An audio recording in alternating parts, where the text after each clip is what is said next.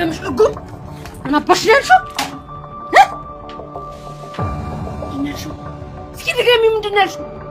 አይደለም እማዬ፣ ሳላደርገው መቀመጥ አልችልም። በቃ ትኩስ አንቺ እውነት ከኔ ማህፀን ነው የወጣሽው? እማዬ ምን አጠፋው? ይልቁንስ በቃ ውጤቱን ነው። ስለ ትዳር ማባሽ የምታውቂው ነገር አለና ነው። አንቺን እኮ እኔ ጨርሶ አስቤው የማላውቀው ነገር አንቺ ምን ስትይ ነው ያሰብሽው? ከዚህ ነገር ውጭ አላልኩሽ? እሺ እማዬ ይቅርታ፣ በቃ ይቅርታ። እንዲህ መስመር እስክትስጪ እኔ የት ሄጄ ነበር? ይቅርታ እማዬ። ያንቺን ይቅርታ ቀቅለሽ ቢሆን ከያዝኩሽ ምን እንደማደርግሽ ታውቂያለሽ አይደል? እያሰመምሽኝ ነው። የተረገምሽ እርጉም ደረጀ። እኔ አንድ ቀን ጠርጥሮ እኮ ምን አባሽ ስትይ ነው የጠረጠርሽው? አንቺን እኮ ነው።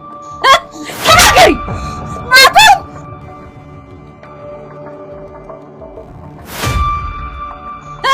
ተናገሪ ናታን።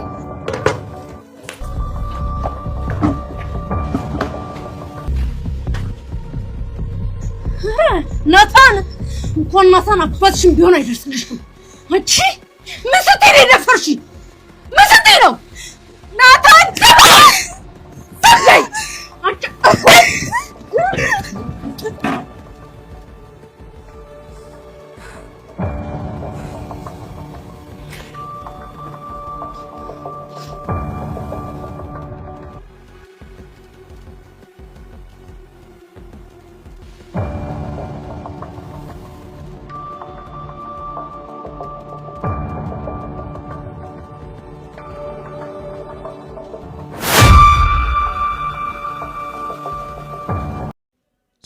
ሰላም እንደምን አላችሁ ውድ የዳጣ ድራማ ተከታታዮች። ዳጣ ድራማ ክፍል 8 በጣም ከገመትናችሁ ነገሮች በላይ ማናችሁም እንደዚህ ያልገመታችሁም ከሁላችንም ግምት የዘለለ ነገር ነው እያሳየው። እንዴት አያችሁት ውድ ቤተሰቦች? ዳጣ ክፍል 8 ላይ እንግዲህ አዳዲስ ነገሮችን ማየት ችለናል። ምንድነው ኤቢ አሁንም ከምትይርበት ከመንገሯ ወደ ኋላ መመለስ ያልቻለችው እናቷንም አባቷንም እየሰማች አይደለች። በራሷ መንገድ እየተንቀሳቀሰች ትገኛለች። እቺ ኤቢ በስተመጨረሻ ከእናቷ ጋር ግብ ውስጥ ገብታለች። መጨረሻው ግን ምን እንደሚፈጠር መጨረሻው ምን ሊያሳይ እንደሚችል ይሄን እንግዲህ መገመት አይከብድም ቤተሰቦች። ምክንያቱም ኤቢ እየሄደች ያለችው መንገድ ትክክለኛ መንገድ ነው ማስበው። ምክንያቱም እዛ ቤት እንግዲህ ቅርብ ጊዜ መጣ ነው የገባችው ዳጣ። ገብታ እሷ ላይ ታክል እየገባች ነው ያለችው። ሶ ኤቢ ምን ማድረግ አለበት? ትክክለኛ እቷ ከሆነች ዲኤንኤ ምርመራ ተደርጎ በምርመራ በማስረጃ ይትነቷን አምና ተቀበላ ከሷ ጋር መቀጠል፣ ካልሆነ ደግሞ ላልተወሰነ ለትንሽ ጊዜ ስለተባለ ከቤት እንድትወጣ ለማድረግ ነው እንደዚህ አሁን ሽሩ ግድ እያለች ያለችውና በስተመጨረሻ ግን ከእናቷ ጋር በጣም በከባድ ጸብ ውስጥ ገብታለች። ኤቢ ያደረገችው ነገር ልክ ቢሆንም እናቷ ግን በጣም በስራዋ ላይ በጣም ተቆጥታለች። በጣም ደብሯታል። ምክንያቱም የኤቢ እናት እንግዲህ ባሏን አንድም ቀን ጠርጥራ አታውቅም። እንደዚህ ኤቢ በማድረጓ እንግዲህ በጣም ደብሯታልና ይሄም እንግዲህ እውነታው ሲወጣ ደግሞ ምን እንደሚፈጠር ያው ማሰብ ቀላል ነው። የሚፈጠረው ነገር እንግዲህ መገመት አያቅተንም ውድ ቤተሰቦች። እስኪ ይህን ድራማ እየተከታተላችሁ ነው። ይህን ቻናል ሳብስክራይብ ያላደረጋችሁት ካላችሁ ሁላችሁም ሳብስክራይብ እያደረጋችሁት ቤተሰቡን። ዳጣ ክፍል 8 ላይ እንግዲህ ምንድነው መጨረሻ አካባቢ ያሳየው ነገር እንግዲህ በጣም እኔ ተመችቶኛል። ምክንያቱም በቃ ቁርጧን ዳጣም ብትሆን ቁርጧን አውቃ ነው መቀመጥ ያለባት። አባቷም ቢሆን እስከ መቼ ሸሽጎ እስከ መቼ እሱ ራሱን ተሳቆ ይኖራል? አንድም ሆኗል፣ ተፈጥሯል። የሆነው ነገር ደግሞ ወይ በይቅርታ ወይ ደግሞ በማስረዳት ማለፍ ነው ያለበት እንጂ እሱም እስከ የሆነ ጊዜ አሁን ዳጣ በጣም እያሰገረች ናት ያለችው አባቷን ማለት ነው። አባቷ ምንድን ነው ምለው ቤት እንግዲህ እንዳጠሪ አባይ ብለሽ እንዳጠሪ እያላት ይገኛል። ከቤት ውጪ ግን ኖርማል ነው። ይሄ ደግሞ በዳጣ ህይወት ላይ ዳጣ ከጠበቀችውና አሁን ደግሞ እየኖረች ካለችው ህይወት ጋር ስታመዛዝ ነው በጣም ለዳጣ ከባድ ነው የሚሆኑት ቤተሰቦች። ምክንያቱም ዳጣ እንግዲህ ለ10 ምናምን ዓመት ያክል ቤተሰቦቿን ሳታቅ አባቷንም እናቷንም ሳታቅ በጎዳና ነው ያሳለፈችው።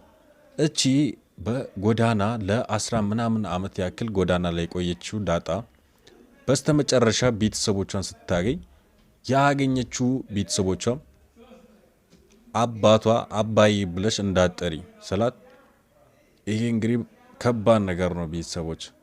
እኛ በዚህ ሰዓት ላይ በዳጣ ቦታ ብንሆን ምን እናደርጋለን?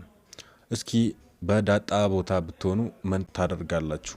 ሀሳባችሁን ኮመንት ሴክሽን ላይ እየገባችሁ አስቀምጡልኝ። ሌላው ምንድነው የናታን ነገር ነው። ናታን እንግዲህ ከዚህ በኋላ ከኤቢ ጋር ያለውን ግንኙነት በቅርቡ ሙሉ በሙሉ ያቆማል የሚል ሀሳብ አለኝ። ምክንያቱም ኤቢ አሁን ከመስመሯ እያለፈች ናት ያለችው። ምክንያቱም ከመጠን በላይ የሆነ በቅናት ውስጥ ትገኛለች።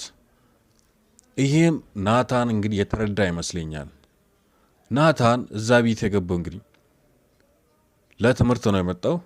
ይሄ ደግሞ ኤቢ እያደረገች ያለችው ነገር ደግሞ ከዛ የዘለለ ነገር ከዛ ጭራሽ የማይገናኝ ነገር ስለሆነ በጣም እያስጨነቀች ትገኛለች። ኤቢ እንግዲህ ምንድነው የግድ የኔ ካልሆንክ እያለች ትገኛለች። ናታን የራሱ የሆነ ምርጫ አለው። እሷን እንግዲህ እንደሰማችሁት ከሆነ በባለፉት ክፍሎች በተደጋጋሚ ስለ ኤቢ ሲያወራ ነበር። ይሄም እንግዲህ ምንድነው ለኤቢ ምንም አይነት ቦታ የለኝም፣ ኤቢን ልወዳትም አልችልም፣ ግን ኤቢ እስካሁን ድረስ አምና መቀበል ያልቻለችው እንደቀጠለች ትገኛለች ትግሏን ማለት ነው። መጨረሻውን ለማየት እኔ ግን በጣም ጓግቻለሁኝና በዚህ በዳጣ ክፍል 8 ላይ እንግዲህ እኔ ማስበው ነገር ብኖር ምንድነው ዲኤንኤ ምርመራ በትክክል መደረግ ነው ያለበት። ምክንያቱም ዳጣ መሳቀቅ የለባት። ዳጣ በነጻነት መኖር ነው ያለባት። ምክንያቱም ለብዙ አመታት ጎዳና ላይ ተሰቃይታ ነው የኖረችው። አሁን ደግሞ አባቷ ቤት ስለገባች እዛ ቤት እንደማንም እንደ ውሃ እንደ ኤቢም እዛ ቤት የመኖር መብት አላት። ስለዚህ ዲኤንኤ ምርመራ ይደረግና በአስቸኳይ የዳጣ መጨረሻም ይታወቅ ይላሉ። ውድ ቤተሰቦች እስኪ በእኔ ሀሳብ የምትስማሙት ካላችሁ ይህን ቪዲዮ ላይክ እያደረጋችሁ ቻናል ደግሞ ሳብስክራይብ ካላደረጋችሁ ሳብስክራይብ እያደረጋችሁ እንዲሁም ለብዙ ሰው እንዲደርስ ሼር በማድረግ ፍቅራችሁን አሳዩልኝ። ውድ ቤተሰቦች ቀጣዩ ክፍል ላይ እንግዲህ ምን ልናይ እንችላለን? በጣም ቀጣዩ መሳጭ ነው። መጨረሻ አካባቢ እንግዲህ ግብ ላይ ነበር ድራማው ያለቀውና ይህም እንግዲህ እንዴት እንደዚህ ታደርጊያለሽ ምናምን የኤቢ እናት እኔን ሳታማክሪ ባሌን እንዴት እንደዚህ ትጠረጠሪያለሽ?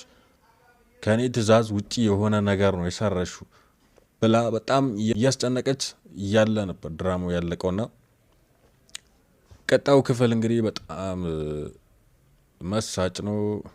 ይሄ ቀጣዩ መሳጭ የሆነው ክፍል አሁን እየተዘጋጀ ስለሆነ ተዘጋጅቶ እንዳለቀ ወደ እናንተ ቶሎ እንድደርስላችሁ ይህን ቻናል ሳብስክራይብ እያደረጋችሁ ቤተሰቡን በቀጣዩ ክፍል እስክንገናኝ ድረስ በያላችሁበት ቦታ ሁሉ ሰላማችሁ ይብዛልኝ። ቻው።